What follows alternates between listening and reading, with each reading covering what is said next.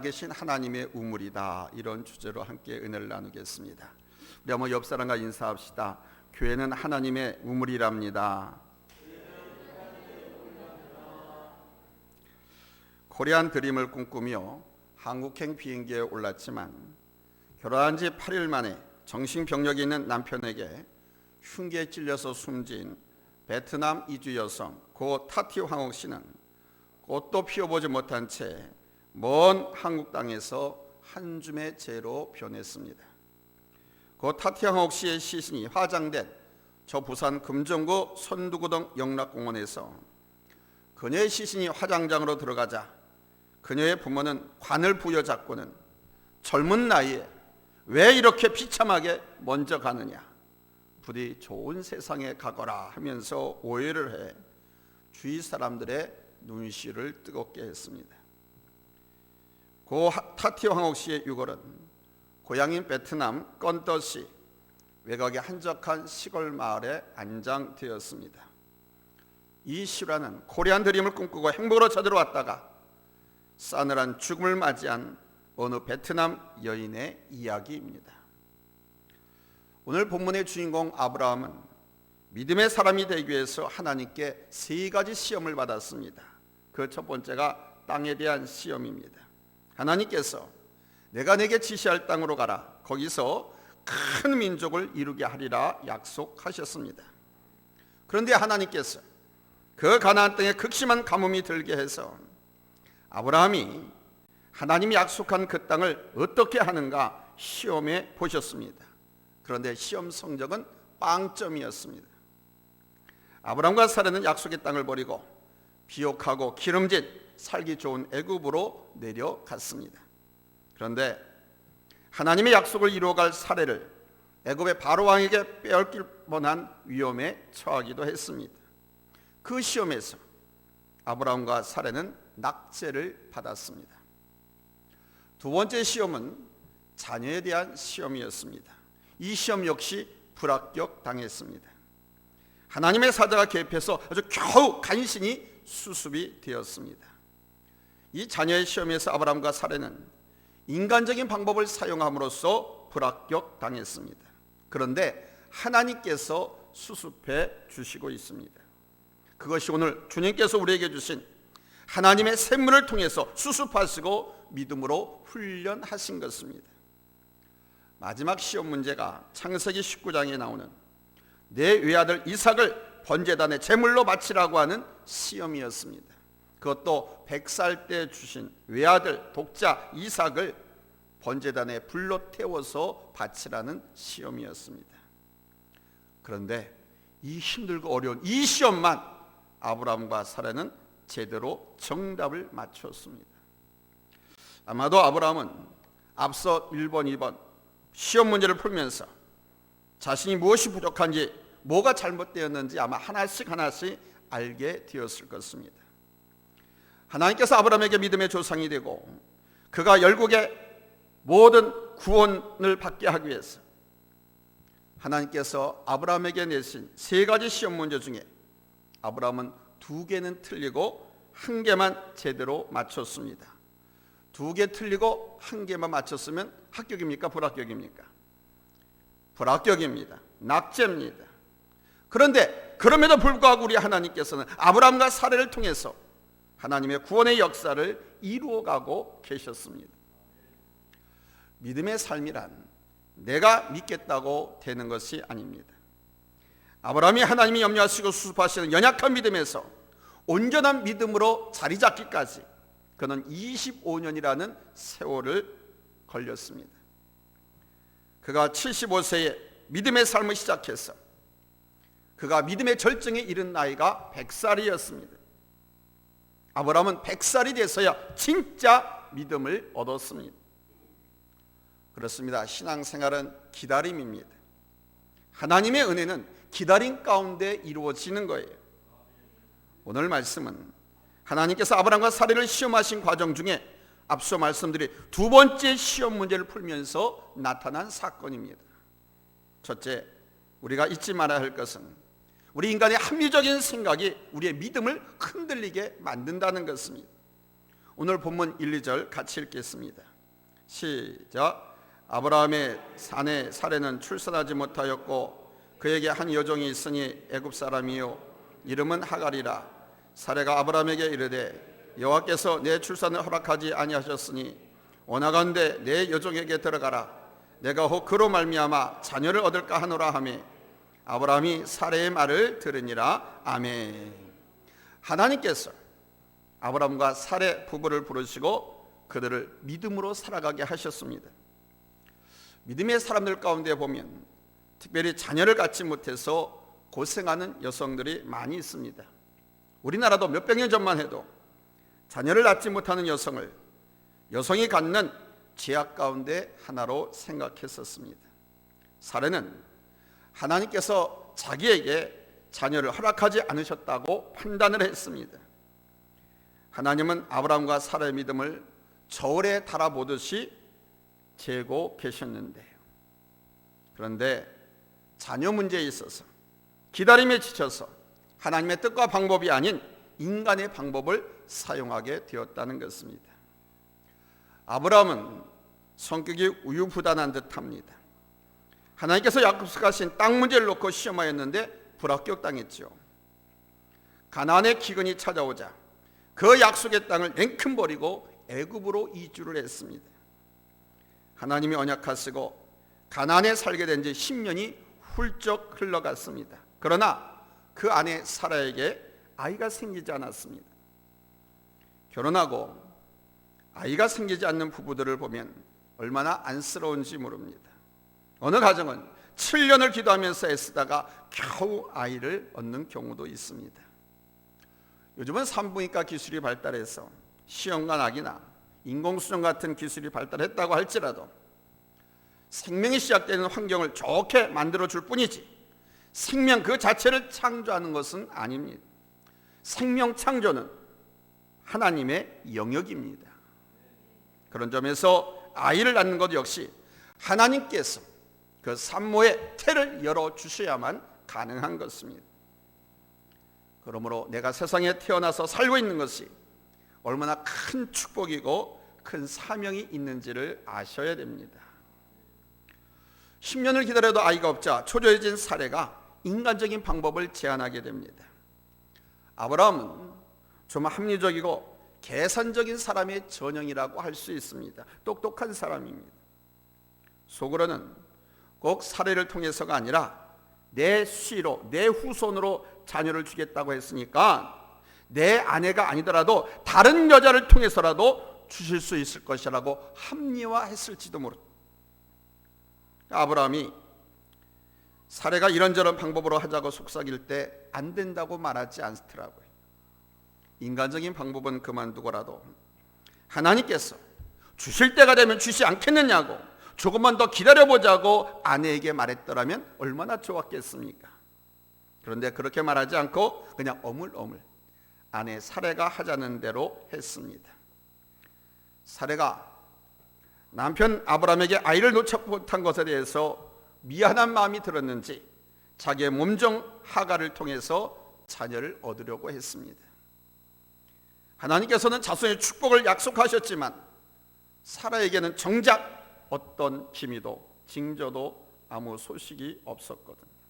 또 나름대로 꼭 사라의 몸을 통해서 주시겠다고 한 것은 아니지 않는가라고 핑계를 댈 수도 있었습니다.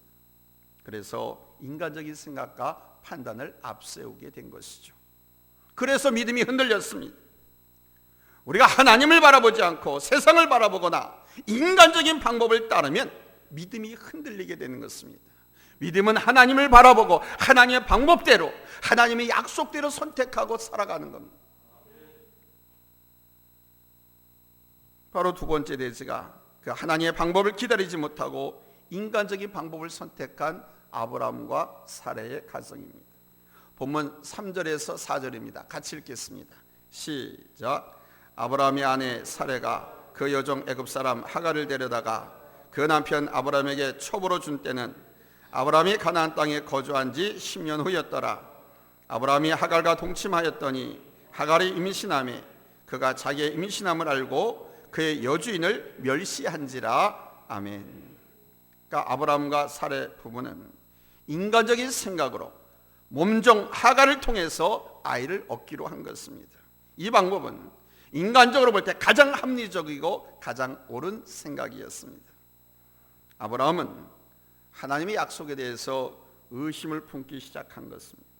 그 결과 당시 사람들이 일반적으로 사용하고 있는 이 방법을 선택한 것이죠. 하나님의 뜻이 아닌 사람이 하는 인간적인 방법을 통해서 자녀를 얻으려고 계획하였습니다. 그것은 바로 아내 사레의 몸종인 하갈을 통해서 아이를 낳도록 하는 것입니다. 사레는 임신이 되지 않아서 노심초사 마음고생을 많이 했습니다. 그런데 하갈은 그냥 쉽게 덜커덕 임신이 되었습니다. 하갈이 자기 몸이 주인 아브라함의 아이를 임신하게 된 것을 알자 마치 자신이 안주인이 된 것처럼 콧대를 높이고 도도하게 굴었습니다. 안 그래도 열등감에 있던 사레에게 몸종 하갈의 도도함과 교만함은 큰 상처가 되었습니다. 자신이 아이를 임신하게 된 사실을 알자 몸종인 하갈이 그 주인 사레를 멸시하였다고 성경은 밝히고 있습니다. 이렇게 인간은 간사하기 그지없습니다. 다른 사람이 자신보다 조금 못하다 싶으면 그냥 한없이 짓밟고 무시하는 것이 인간입니다. 그래서 전혀 기대하지 않았던 일이 이 가정에 발생했습니다. 가정의 평안과 행복을 위해서 아이를 얻기로 한 것인데 오히려 그것이 가정의 평화를 깨는 결과를 초래하게 되었습니다. 세 번째로 하나님은 방황하는 인생을 찾으시고 만나주시는 분이라는 사실입니다. 본문 7절로 8절 우리 같이 읽겠습니다. 여호와의 사자가 광야의 샘물 곁 곧 술길 샘 곁에서 그를 만나 이르되 사레의 여종 하갈아 내가 어디서 왔으며 어디로 가느냐. 그가 이르되 나는 내 여주인 사레를 피하여 도망하나이다. 아멘. 하갈이 임신을 하게 되자 도도하게 굴고 사레가 눈꼴 실어서 아브라함에게 바가지를 긁었습니다. 여기서 아브라함도 하갈 편에 방패가 되어주지 못했습니다. 아브라함은 그 아내 사라에게 당신 눈에 보기 좋대로 맘대로 하라고 그러고는 모른 척했습니다. 남성으로서, 남편으로서, 가장으로서 치사하고 무책임한 행동이죠. 하갈을 불러다가 경계선을 넘지 못하도록 타이르고 조종하지도 않았습니다. 그냥 당신 눈에 보기 좋게 하라고 하는 것은 그냥 아무렇게나 당신 맘대로 하라는 것입니다. 죽이든지 살든지 내쫓든지 병신 말든지 맘대로 하라는 것입니다. 그러니까 하갈 입장에서는 얼마나 억울합니까? 자신이 원해서 임신한 것이 아니라 주인이 시키니까 어쩔 수 없이 들어가서 임신이 된 것인데 아무리 주인의 아이를 임신했다고 할지라도 주인과 종의 신분은 다릅니다. 하갈은 사라에게 얼마나 괴롭힘을 당하고 스트레스를 받았으면 집을 뛰쳐나갔겠습니까? 그것도 홀몸이 아닌 임신한 몸으로 나갔다라고 하는 것은 죽기를 각오하고 나간 것입니다. 그러니까 사라의 아브라함의 아내 사라의 학대를 견디다 못해서 광야로 도망을 쳤습니다. 연약한 여인의 몸으로 도망가다가 죽을 수도 있습니다. 이렇게 된 것은 하갈이 좋아서 시작한 것이 아니죠. 그 주인 아브라함과 사레가 자기들의 생각으로 계획하고 만든 일이었습니다. 하나님께서는 아브라함과 사레를 사랑하셨습니다. 뿐만 아니라 그 가정에서 일하고 있는 몸적인 하갈까지도 아끼고 사랑하신다는 사실을 성경에서 말씀하고 있습니다. 하갈은 인간적으로 죽음을 각오하고 주인집을 뛰쳐나왔습니다. 앞으로 어떤 일이 일어날지 알 수가 없습니다. 하나님의 사자가 하갈에게 내가 어디서 왔으며 어디로 가느냐고 물었습니다. 성경에 보면 사라나 아브라함은 하갈의 이름을 부른 적이 없습니다. 그냥 여종이라고 불렀습니다. 여종이란 말에는 인격이 없습니다. 그러나 우리 하나님은 8절에 보니까 사라의 여종 하갈아 하고 하갈의 이름을 불러주고 있습니다. 당시 상전이 종의 이름을 불러주는 일은 없습니다. 그러나 하나님께서는 하갈의 이름을 불러주셨습니다. 너는 사레의 여종이라는 사실을 각인시켜 준 것입니다. 나의 위치가 지금 어디인지 아는 것이 정말 중요합니다. 지금 하갈의 위치는 빗나간 위치입니다. 아브라함의 집에 있을 형편에 사라의 학대를 견디다 못해서 도망쳐 나온 것입니다. 노예가 도망친 것입니다. 종이 도망친 것입니다. 하갈은 자신의 고향으로 돌아가기 위해서 광야길을 부지런히 가고 있습니다. 그러나 당시로서는 가는 도중에 어디에서 지쳐서 쓰러져 죽을지도 모릅니다. 어쩌면 사라에게 학대를 당하면서 스트레스를 받는 것보다 차라리 죽는 게 낫겠다고 생각했는지도 모릅니다. 그래서 하갈은 극단적인 선택을 한 것입니다. 여기에 주인 아브라함도 하갈에게 바람막이가 되어준 것이 아니라 사라에게 마음대로 하라니까 더 속상할 수밖에 없습니다. 이제 하갈이 기댈 언덕은 아무데도 없습니다. 그러나 여러분, 우리 하나님께서는 시편 40편 5절에 보니까 기댈 언덕이 없는, 방황하고 지치고 쓰러지고 죽을 선택을 하고 있는 그 인간들에게 이렇게 말씀합니다. 내 영혼아, 내가 어찌하여 낙심하며 어찌하여 내 속에서 불안해하는가? 너는 하나님께 소망을 두라. 하나님께 소망을 두라고 말씀하십니다. 어찌하여 낙심하며 어찌하여 내 속에서 불안해하는가? 불안해하지 말라, 낙심하지 말라, 하나님께 소망을 둬라 라고 말씀하고 있습니다. 네 번째로, 하나님의 샘물은 새로운 힘과 능력으로 살아가게 하십니다. 본문 14절과 14절입니다. 우리 같이 읽겠습니다. 하갈이 자기에게 이르신 여호와의 이름을 나를 살피시는 하나님이라 하였으니 이는 내가 어떻게 여기서 나를 살피신 하나님을 배웠는고 함이라. 이러므로 그 샘을 부엘라 헤로이라 불렀으며 그것은 가데스와 베레 사이에 있더라. 아멘. 사레 몸종 하갈이 하나님을 가리켜 나를 살피시는 하나님이라고 고백하고 있습니다. 우리 하나님은 언제나 살아계시지만 누구에게나 나타나시는 하나님은 아닙니다.